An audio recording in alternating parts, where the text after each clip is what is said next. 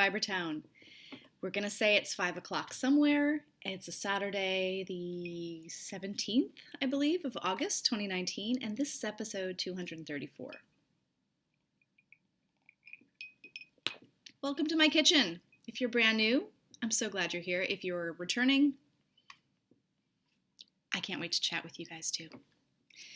So as promised, I am taking the time to sit down and record some stuff in the middle of the month as I endeavor to hit 2 episodes a month. So today, what do I have to talk to you about? Oh, we have the giveaway to do. We're going to do that really soon. I have 1 FO.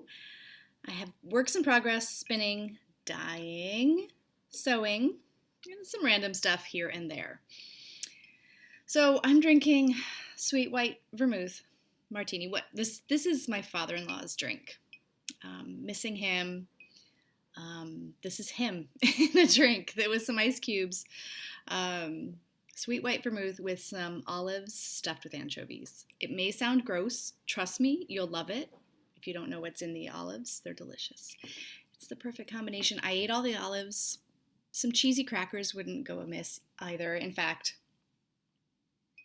I have a tiny dog down here, tiny strange dog, who is upset she only got 1 cheesy cracker. So yes, so lots to share. Sorry, I hope that didn't clink too much. I'm going to stop drinking my martini. He would call it martini because that's the name brand of the vermouth. So not like a vodka or gin martini, just vermouth with some ice cubes. Okay, so from the last episode, thank you for leaving comments and chatting with me. I love hearing from you and feel free to do it again. I always respond if I'm able. If there's not a direct question, usually I'll just like the comment, but I do see and try to respond to every single one. So thanks very much. What did I want to say? Oh, yes. Thank you for your sweater ideas for my El Centrum that I got at the Woolly Thistle. And I have to say, every time I say I got it, when I went to the Woolly Thistle, it's a special kind of arrogance that I feel seeping into that phrase. And I'm aware of it. I don't think I'm going to stop saying it, but I might try to tone it down. Just because I know it's a real privilege. So I think my top contenders are the Tencho pullover by Beatrice Parandalin. That's really gorgeous.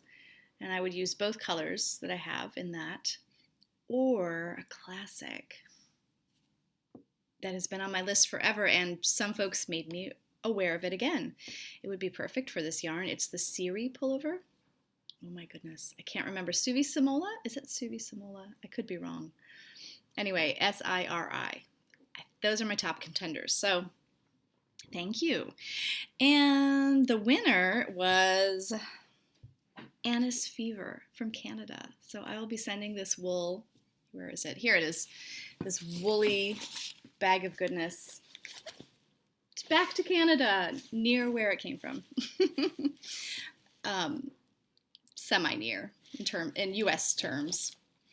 The wool itself came from the UK and Sweden. And also New Hampshire. There's one in here from New Hampshire. So this will go to Anne from Canada. I think Ontario. Yeah. So Indigo Fever, get in touch with me on Ravelry. Send me your details and we'll get that organized. Okay. I have a finished object. And I just finished earlier today weaving in the ends. So I'm going to put it right side out. I'm hiding it like it has to be a big surprise. You all have seen this before. It's the Wolf River sweater. I have cleared out my closet and decluttered it. And as I did so, I counted all of the fleece to sweater projects I have. I don't know if it's all that I've ever done, but it's all that I currently have. And this is the 8th one that I have taken from a fleece to a garment. So this is, as I said, Tunis fleece. I think I bought this 2 years ago at Maryland Sheep and Wool. I spun it as a chunky 3-ply, and I knit the Wolf River by Melissa Shaswari. Here it is. I also dyed it in madder. It finally smells amazing. Ta-da! So it's exactly the same on either side. Although you can choose, well, it's not exactly the same, but there's really no shaping differences between the front and the back. I was afraid that the neckline would be too tight, but after blocking, I think it's okay. I'm pretty sure it's okay. I can always undo the bind off and redo it. This side has a double line of twisted stitches. This side has a single line where the sleeve joint is. So it's a dropped shoulder, chunky, loose fitting. I think I would like it a little more loose fitting, but I think it's fine. I should put it on, shouldn't I? It's 1,000,000 degrees and 1,000,000% humidity. So I'm not going to do that because, no. But that will go directly into my drawer.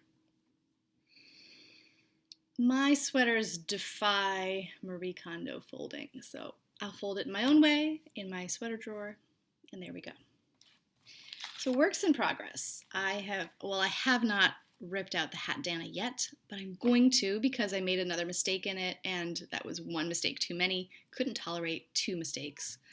And I'm having a really hard time remembering to cable the middle stitches. It's the simplest thing ever.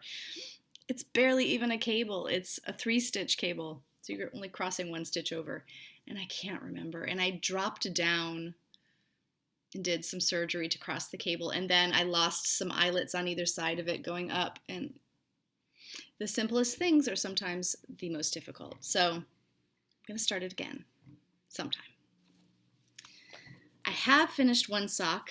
This is the sock I cast on for July. It's okay. I make the rules. I had a rule about knitting a pair of socks a month, and then I break the rules because I can, and so I did. But I did finish 1 sock. This is a mystery yarn. I don't really love it. I don't really love knitting it. I haven't even cast on the second one, and it's mid-August. So if I get 1 pair of socks for the whole summer, that's fine. That's fine.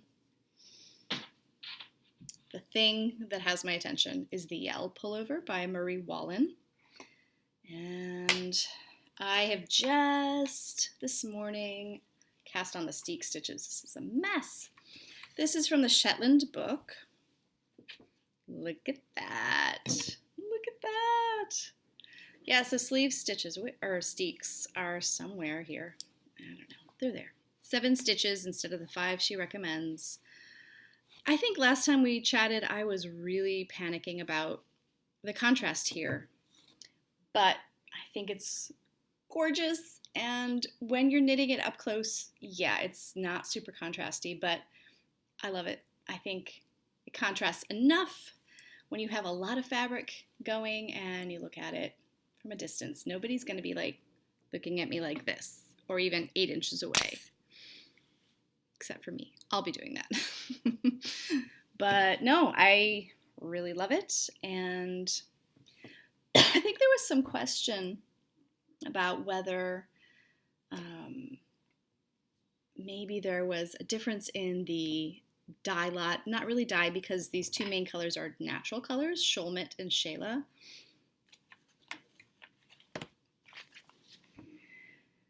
I went ahead and bought this for several reasons. The first is that I've been obsessed with Jamieson's of Shetland colors, and I'm going to tell you what this is. I show it like you know automatically what it is. It's a color card. It's a book. Okay, so these are the natural shades. So Shayla and Sholmet. And I held my yarns up, and from what I can tell, they really do match. Like, I was thinking maybe it was a difference in the color in the clips. I know they're graded very carefully and that sort of thing, but you never know. It could be a slight variation that would make these less contrasty than the original one that Marie Wallen knit. Don't think so. I really don't, just based on this color card. Can I blow your mind a little more now? 200 colors! 200 colors. And just knitting the Jamieson's of Shetland not Jameson's of Smith, although I do love Jameson's, Jameson and Smith as well. This has double the colors, and it has some super fun ones. Really complex, dyed in the wool, blended. I'm sure they have one of those rooms where they blow the dyed fibers in there and they all mix up, and then they're carded, and just good times. My secret ambition, it'll be no longer a secret after today, is to work in a woolen mill. Somebody give me a job in a woolen mill. I'd be so happy.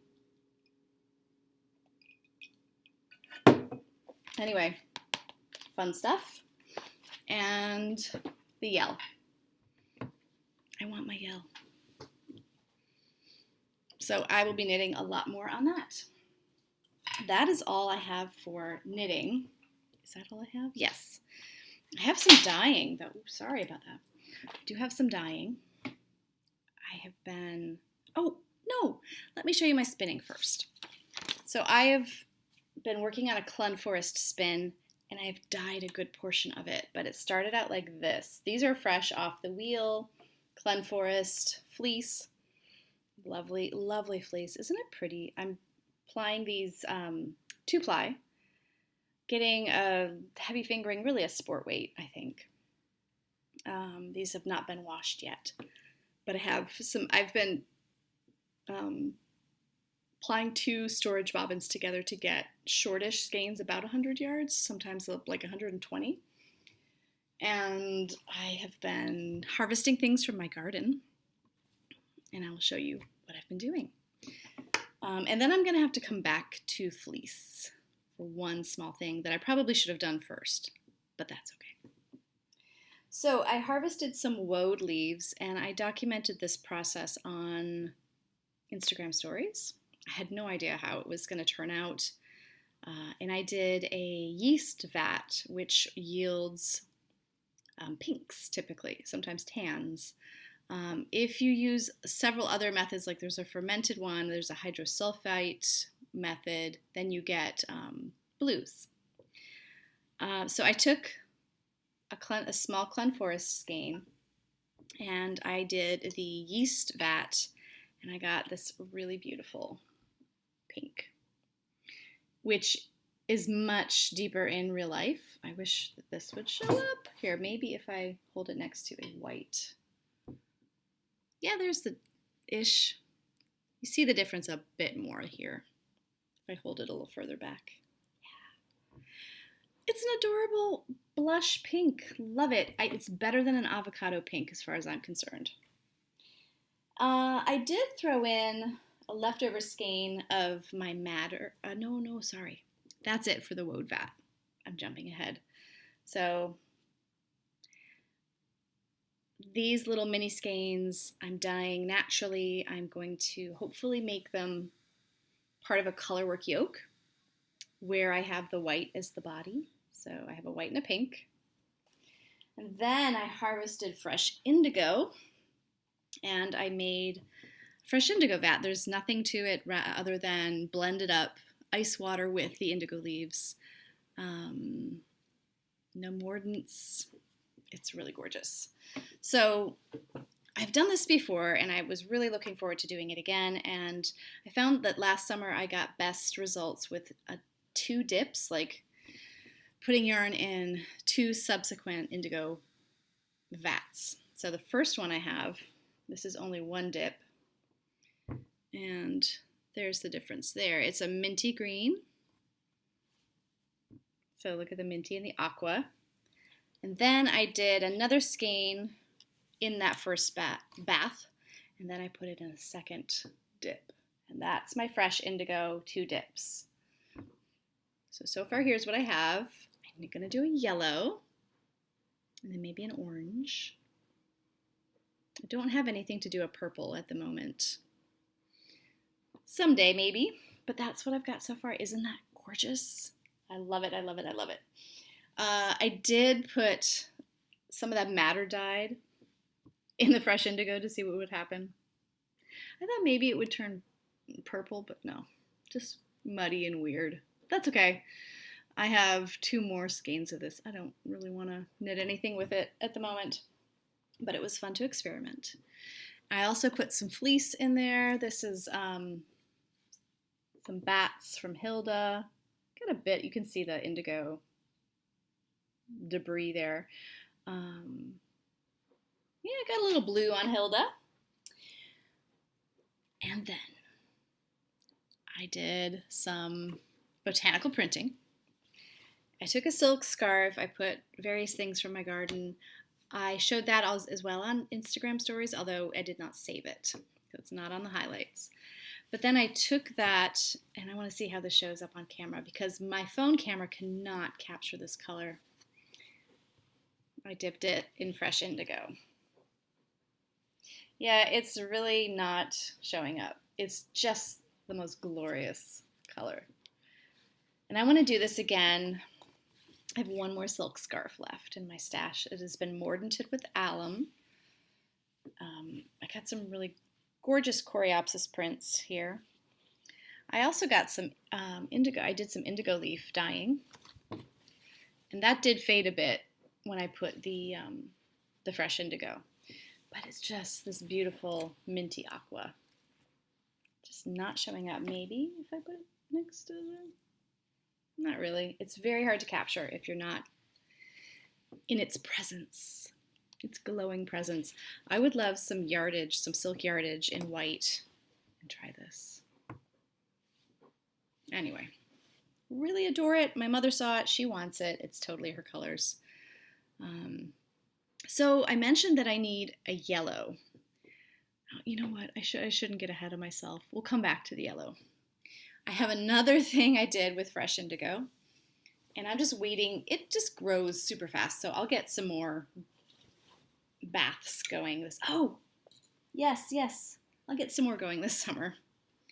But I had another skein that was quite successful. I want to share with you. Where's the tag? Oh my gosh. Okay, well this is Uist wool. It's the Icelandic and Cheviot blend. And it was kind of, to look at it, double bath of fresh indigo. I found it a rather uninspiring shade of cream. And now look, super happy with this, super happy. Yeah. So, one last thing with fresh indigo. I have these curtains. I can't believe I'm holding curtains. They are behind my spinning wheel. I like to spin with a view. So right now I'm looking at flowers, I'm looking at tomatoes, butterflies, hummingbirds, goldfinches. But the fact that these curtains are by my spinning wheel means that they brush the spinning wheel and they get spinning grease on them. So they were quite stained and kind of gross. So today I got out, I picked a bunch of them, and with the fresh indigo, you have to work with them really quickly and keep them cold. So I did notice as I was doing this that the leaves I used first gave a much more beautiful teal than the leaves I used later after they had been picked. I think a chemical just leaches out of them as they die, basically.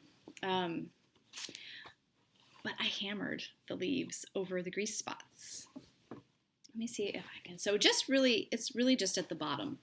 So there's one of the initial leaves, and there's like right below it is a later on. Yeah. So is this the better one? I can't tell if this was the one I did first or not. So yeah, kind of fun, covering up stains. So once you start with indigo, like even mostly a proper indigo vat, you start thinking of all sorts of things you could dye. Oh, this was the one that turned out better, I think. It's kind of got an arc to it. Look at that one right here. I don't know why I'm whispering, but it's just glorious. Yeah, so just hammering. And what I would do is put a leaf down, fold the fabric over it, hammer. Love it. I only hammered my finger once. Got my daughter to help me too. She did not hammer her fingers at all. Hopefully the IQs go up with the generations. Let's drink to that, shall we? It's going to be watery now. That's okay. I don't know if you heard that dog sigh. The dog is not impressed with me. So then, the last thing that I should have shown you already in the spinning category, because we're almost done with the dyeing category, one other thing, is this old Jacob die. I keep talking about this Jacob spin. I got over 2,000 yards out of this Jacob spin, and I found the tag that went with the fleece, and I just had to stop and debrief. I think that's the word I'm looking for. I wish they would say what year it was. I think this was last year, pretty sure. 2018? Can't count. So this is from Ohio, the Kingsful Jacobs. I met the shepherdess, Cheryl. Hi, Cheryl. I doubt you're watching, but I love your Jacob wool. It was just under 3 pounds, and it was $12 a pound. So I got over 2,000 yards. It was like 2,400 yards of amazing Jacob wool in 4 colors. And hours of entertainment processing it for $33. Just saying. Pretty remarkable. I don't have the stats on the Tunis. They're somewhere, but similar. It might have even been cheaper. So, okay, the last thing for dyeing, and then I'm moving on to quickie sewing, which I said I wasn't going to do at the mid-month podcast, but I make the rules and I break the rules.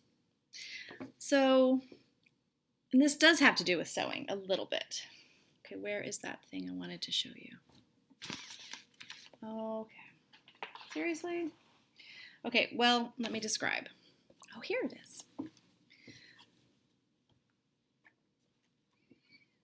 I had an Icelandic fleece that I bought at Rhinebeck. I washed. I processed. I spun. I plied. I dyed it. I wanted to sew it, and I felted it on purpose. Oh, and I wove it, of course. It was not yarn. I wove the yarn. I dyed the yarn, then I wove it into cloth. Then I felted it. And I wanted to make it into something to wear, to sew. But I didn't have enough. So I wove some more cloth that was similar, but I think it was Gotland and like a Border Leicester blend. It was yogurt, I think. Anyway, that was all blended together. And I spun that, and I dyed the yarn with similar plants, goldenrod and marigold, and I wove it. And then this pattern came out, the Verona Jacket by Tessuti Patterns. And it's made for boiled wool. And I also felted the other cloth. But it didn't come out quite the same color or texture. Texture I was okay with, but the colors were very different. And I thought for this Verona jacket, it's, I think, 9 pieces. So my cloth is not wide. So patterns with larger pattern pieces to them are not going to work for me. So I was very excited when I saw this one, and I took the plunge and I cut the sleeves out of, can't believe I did this. I cut the sleeves out of the second cloth that I wove. So here they are. Here's one piece, I should say.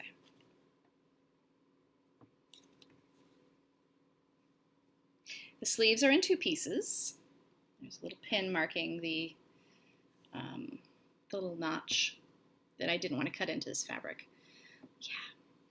And then I took a look at the Icelandic fabric that I had, and it's just, see the difference? So I said to myself, I have all of these marigolds, so many marigolds that I've been drawing. I just sort of put them blossom down on some hand-woven cloth. They seem to like it there. And I let them dry. And then I pop them into jars. Sorry, I thought I heard a family member coming this way. They've been banished. Anyway, so I said, I'm going to re-dye this Icelandic cloth. I think once something's mordanted, you can re-dye it. You don't have to re-mordant. And I went a little crazy with the dye matter. And this cloth, this is still wet, turned into this cloth. Because I'm an idiot. I don't mind saying it. Why did I cut these before? Just because I'm an idiot. I think I'm going to try to do another dye bath and put these in there. Oh my gosh. Oh well, I mean, it's only cloth. It's only wool. There's more. I can't. It'll all turn out in the end. Somehow. Some way. So I have some scraps of this one. I have some scraps of it cooking right now to see what kind of color I get before I go ahead and throw the pieces in because they're going to shrink. I've already cut them.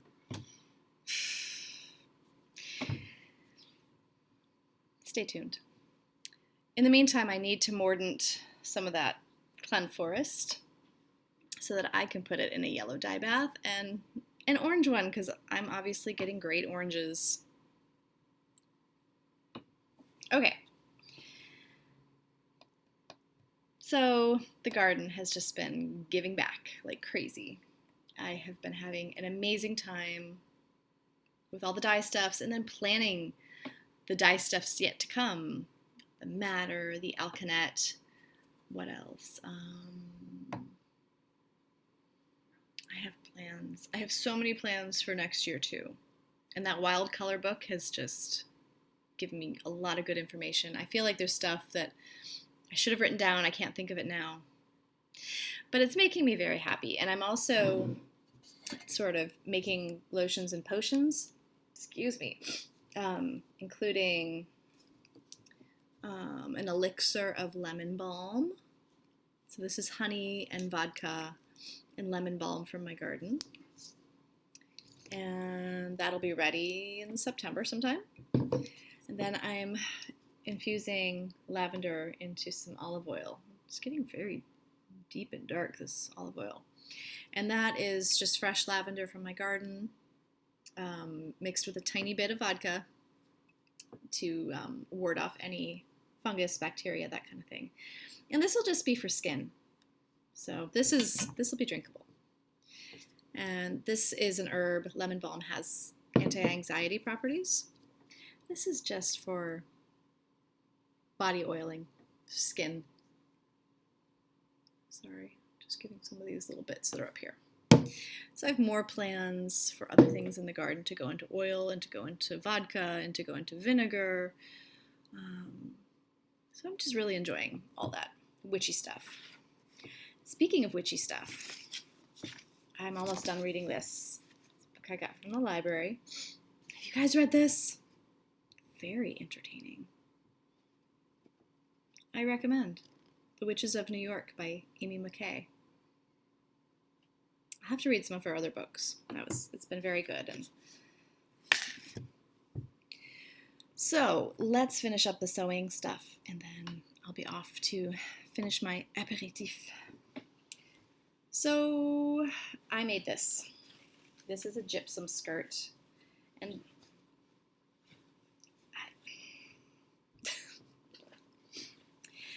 so the thing I like about the gypsum skirt is the pockets. Or that's the thing I liked when I saw it. They have these sort of saddlebag pockets like that.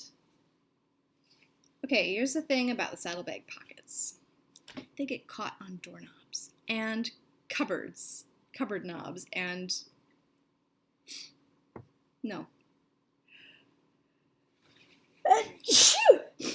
Oh my goodness, sorry. Something's making me sneeze here. I think it might be the dried indigo that's sort of coming off of the yarn. Anyway, the pockets, I love the look of them. they're not functional for me. They hold stuff.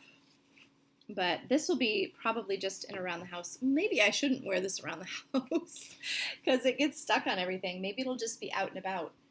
However, I don't like the elastic I have. This is a So Liberated pattern. This was a gift from my friend Sarah. Pomegranate. And the So Liberated, who is that lady? You know the one I'm talking about. She makes the patterns. She recommends a specific elastic, 2-inch soft elastic. This one is super stiff. And I think I should have made the elastic smaller because this doesn't draw in on me at all. It just sits there. And probably gaps of like this much from my actual body.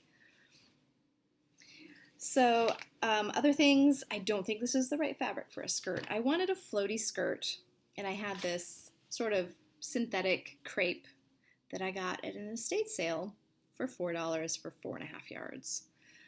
So there's really not much to lose. I probably should have made a floaty tank or something else out of this. It's not too late. Maybe I'll take it apart. I did not do the flat felled seams because there are a lot of them. I serged them. Look at that. One of my other Sarahs, I have many Sarahs. My family calls them my Sarahs. Just friends who are named Sarah. One of my Sarahs lent me her 40-year-old Bernina serger.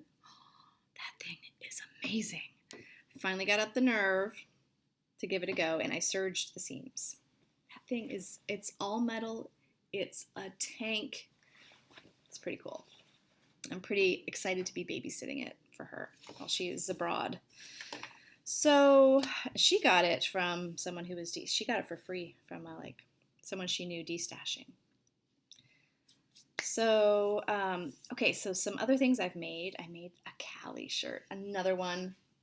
I'm super all about this closet case patterns these days, and oh my gosh, the Cali shirt. The binding, I shortened the back on this one. I made it quite a bit shorter. I think it's too long on the tunic one. There's a cropped version, there's a tunic. And on the tunic one, the back is just, there's too much contrast in length between the front and the back on that one. But you can easily just trace sort of the same length as the front piece. The front piece ends up being shorter because the back has this yoke. So I did a box pleat. It has the burrito method yoke, which I've done several times now. I did a pocket on this one. I didn't do a pocket on the first one. I probably, I kind of like the contrast of the stripes where I placed the pocket. Collar came out really nicely. I have the sleeve extension packet. I'm going to make a winter Cali with long sleeves. I'm pretty excited. There will be a placket down here, which those are a lot of work, but I think closet case patterns, their sew-alongs are so good. I don't think it'll be an issue. This placket, this is the popover placket version. I put this on backwards. And it was no big deal until I went to do the buttons and the buttonholes. And let me see if I can explain this. So the placket, the top placket should have been on this side, and I thought, oh, no big deal. You know, I'm not going to be buttoning and unbuttoning this much anyway. No big deal if the men, you know how you have men's buttons on one side and women's on the other. I'll just do it the men's side. I don't care. I don't ascribe to that kind of nonsense. But then I was comparing it to my previous Cali where I put the placket on the right side, or the correct side. And I was like, okay, which side do I put the buttonholes on? Is it the left or the right? And I copied what I did on the other Cali instead of taking into account how I reversed this placket. So I put the buttonholes here, the one that goes underneath. They should have been on the one that goes on top. It's okay. I just didn't. I'm just going to ignore them. And I put a couple extra buttonholes here. It's all right. No big deal. I'm using buttons that were cut off of old shirts of my husband's. And this is 100% linen. I love this from Joann's. I got it 60% off maybe. You know, they have those sales. And I love it. And I want to make lots of callies. And I didn't realize that the callie pattern is named after the proprietress of Stitch Sew Shop in Old Town Alexandria. That's one of my local fabric stores.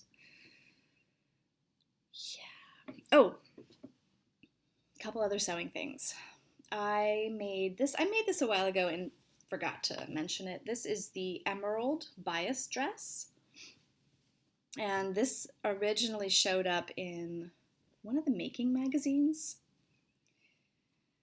as a dress. And this is, I think, Made by Ray. And I've really enjoyed a lot of her patterns. The washi dress, the rose pants, ruby top. Although I'm kind of falling out of love with that design. It's makes me look like I'm pregnant, basically.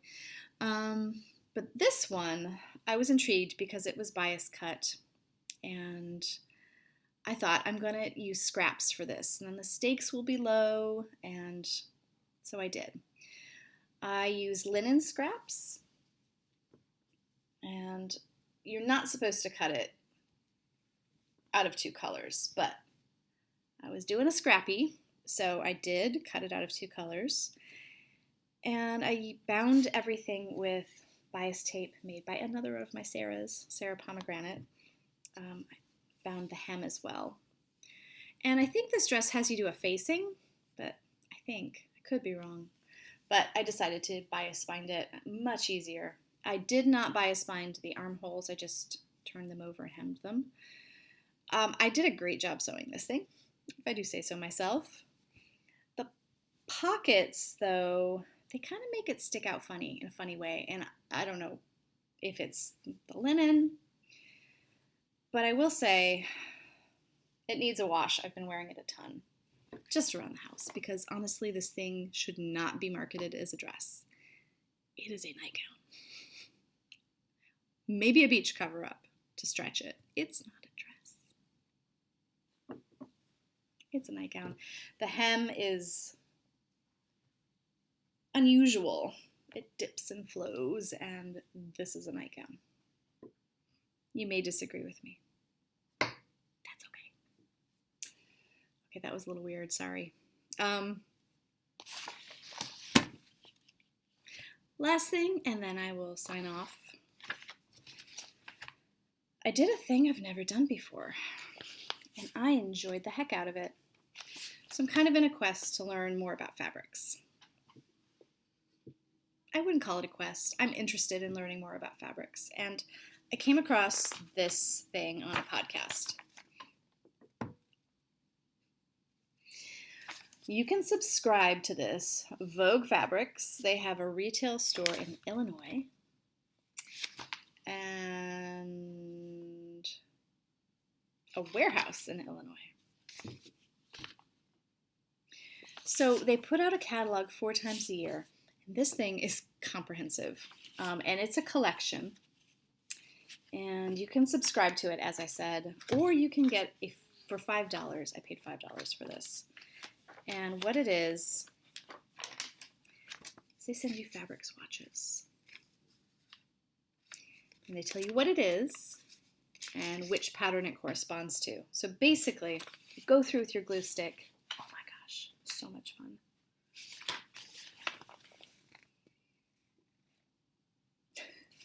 And you glue your fabric swatches in.